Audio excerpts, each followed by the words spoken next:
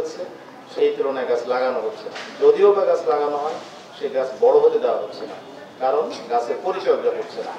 গাছ ভেঙে যাচ্ছে, ছোট ছোট চারাগুলো ভেঙে যায়, অথবা ইচ্ছা করে উপড়িয়ে ফেলা হয়, অথবা ছাগল গরুকে খেয়ে ফেলে। এই গাছের চারাগুলোর প্রতি কোনো যত্ন নাই, যেই কারণে আমরা এই সমস্যায় ভুগছি। বাংলাদেশ আনসার বাহিনী যেহেতু গ্রাম পর্যায়ে পর্যন্ত সকলেই ছড়িয়ে আছে, আপনারা সকলেই কিন্তু গ্রামে থাকেন, গ্রামে, ওয়ার্ডে, ইউনিয়নে থাকেন। এই যে সারা বাংলাদেশে আনসার বাহিনীর সদস্যরাও যদি এই বৃক্ষরোপণটার উপরে বেশি যত্ন নেয়, তাহলেও বাংলাদেশে বনায়নের ক্ষেত্রে বৃক্ষের পরিমাণের ক্ষেত্রে অনেক বেড়ে যাবে। আমরাও যদি নিজেদেরকে প্রশ্ন করি, তাহলে বলবো আমরাও যে খুব বেশি যত্নবান হই তাও না।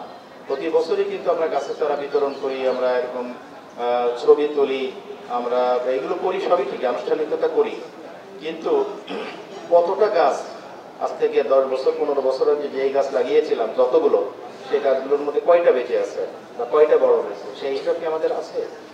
আমাদের সেই হিসাবটা রাখতে হবে। এই জন্য আমি আপনাদেরকে আজকে, যদি আপনারা গরমে দাঁড়িয়ে আছেন, কষ্ট হচ্ছে, আমি এইটুকু বলবো যে আজকে গাছের চারা শুধু আপনারা নিচ্ছেন তা না, প্রত্যেকটা উপজেলাতে, ইউনিয়নে, গ্রামে, ওয়ার্ডে দেওয়া হচ্ছে। শুধু কুমিল্লাতে না, কুমিল্লা রেঞ্জে না, সারা বাংলাদেশে দেওয়া হয়েছে, ব্যাটালিয়নগুলো দেওয়া হয়েছে। এগুলো পরিচর্যা করতে হবে। মৌলিক বিষয় হচ্ছে পরিচর্যা। আপনারা নিয়ে যাবেন, গাছ লাগিয়ে দেবেন, দায়িত্ব যদি শেষ হয়ে যায় তাহলে কিন্তু এর কোনো মূল্য থাকবে না।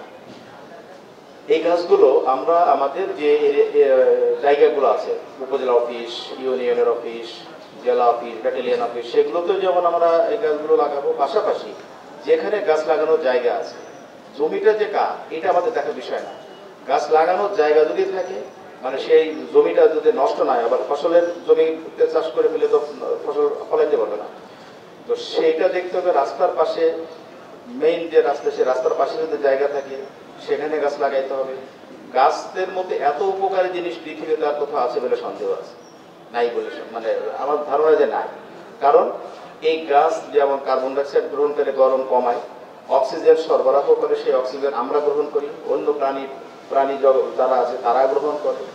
এই গাছের পাতা খেয়ে পশু পাখি, পোকামাকড় এই গাছের পাতা খেয়ে বেঁচে থাকে। অনেক পোকা আছে গাছের পাতা খায়।